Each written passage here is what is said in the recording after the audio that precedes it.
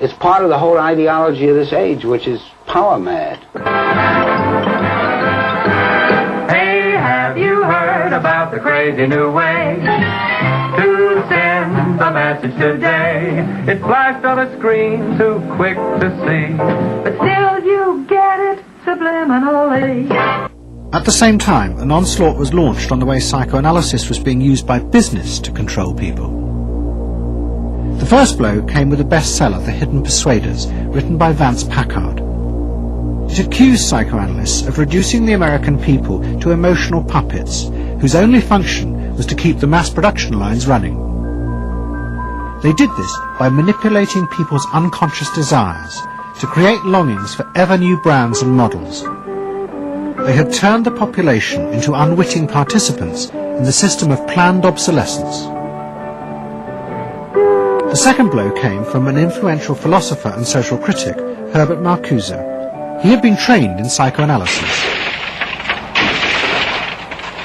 This is a childish application of psychoanalysis, which does not take at all into consideration the very real political systematic waste of resources, of technology and of the productive process. For example, planned obsolescence. For example, the production of innumerable brands and gadgets who are, in the last analysis, all the same.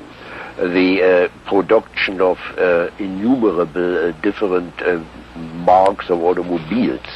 And this prosperity at the same time, consciously or unconsciously, leads to a kind of schizophrenic existence. I believe that in this society an incredible quantum of aggressiveness and destructiveness is accumulated precisely because of the empty prosperity, which then simply erupts.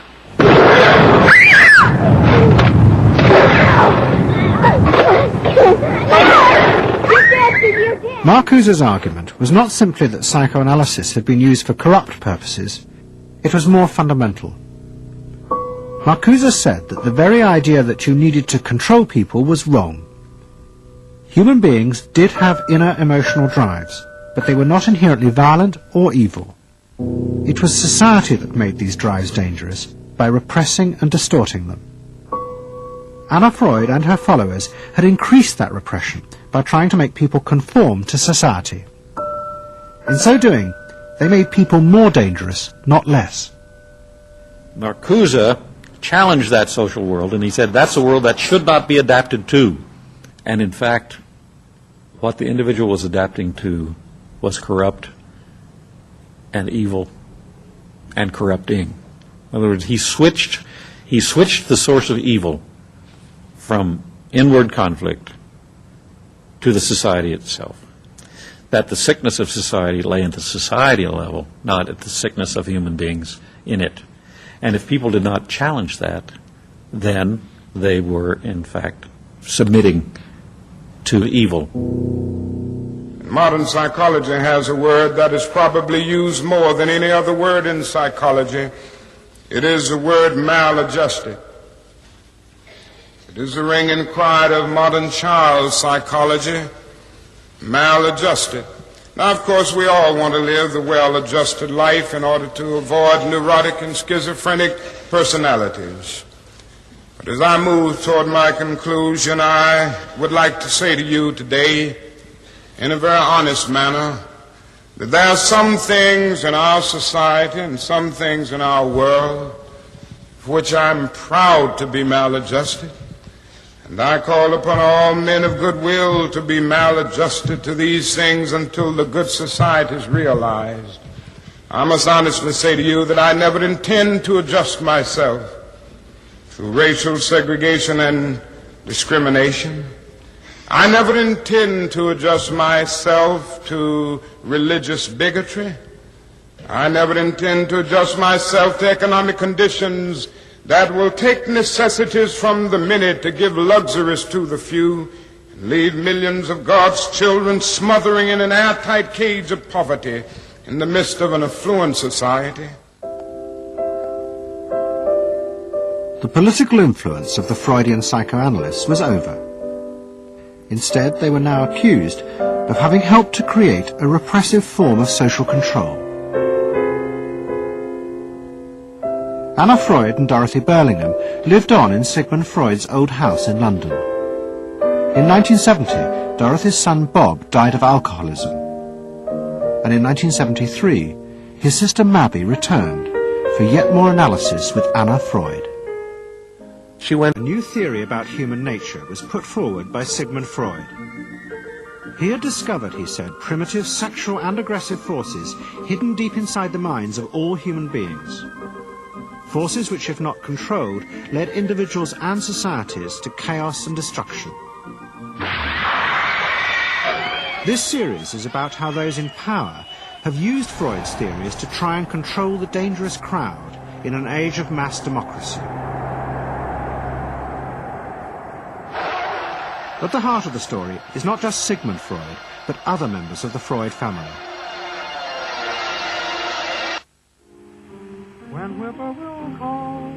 This episode is about Freud's American nephew, Edward Bernays. Bernays is almost completely unknown today, but his influence on the 20th century was nearly as great as his uncle's. Because Bernays was the first person to take Freud's ideas about human beings and use them to manipulate the masses.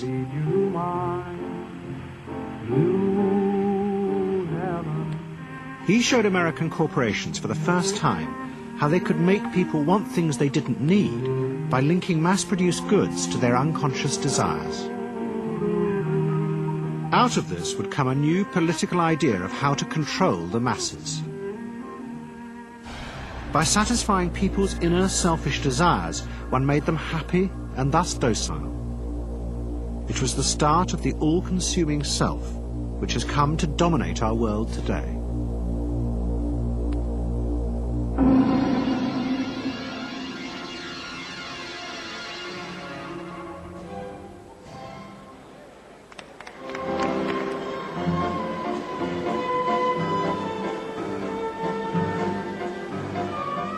Freud's ideas about how the human mind works have now become an accepted part of society, as have psychoanalysts. Every year, the psychotherapist's ball is held in a grand palace in Vienna.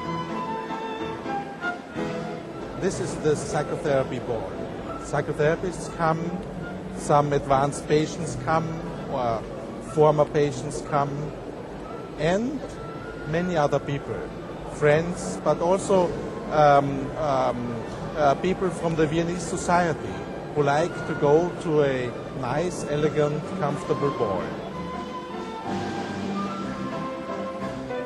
But it was not always so. 100 years ago, Freud's ideas were hated by Viennese society.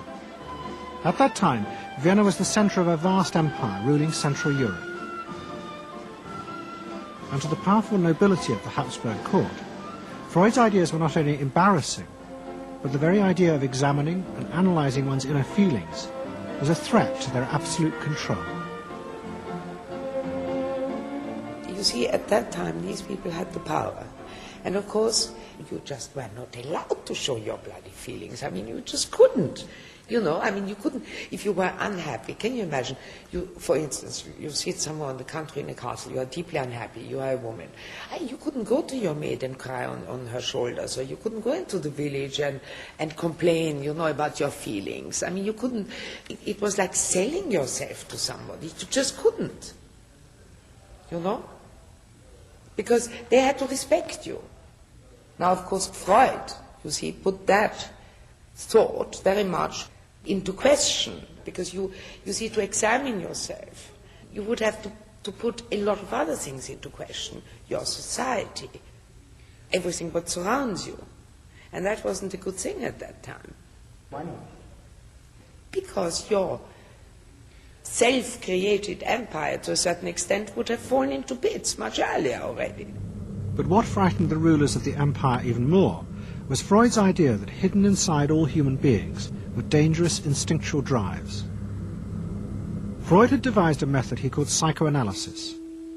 By analysing dreams and free association, he had unearthed, he said, powerful sexual and aggressive forces which were the remnants of our animal